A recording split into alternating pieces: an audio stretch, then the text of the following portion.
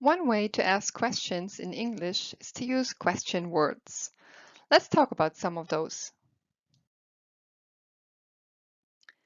Let's talk a little bit about common question words. You might have heard about them already. What do they indicate? For example, the question word what usually indicates a thing or an action. What is that? So I'm asking about a thing. What can you learn today? I'm asking about an action. The question word where is asking about a location or a place. For example, where can I put this? The question word who is asking about a person. For example, who is this man? And the question word how usually it asks about a way something is or something is done, or an amount. For example, in how does the bread taste? How old are you?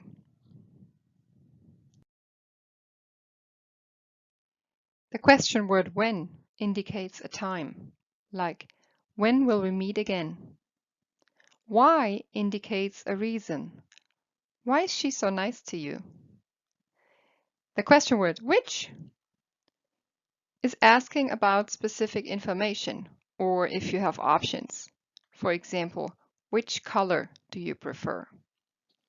Whose indicates a possession. Something or someone belongs to someone. Like, whose money is this? I can combine those question words with a form of to be. For example, in what's your name? Long form, what is your name? Or what are you doing? Is and are forms of to be. I can ask, where's my car? Where is my car? Where are you from? Or with who's that man? Who is that man? Who are those people? How? How is it? How are you? It's also possible to combine those question words with do or does. For example, what do you want? What does she want? Where do they work? Where does he work? So we use does with the third person singular, he, she, it. Any other time, we use do. More examples. Who do you think you are? Who does she think she is? How do you like it? How does he like it?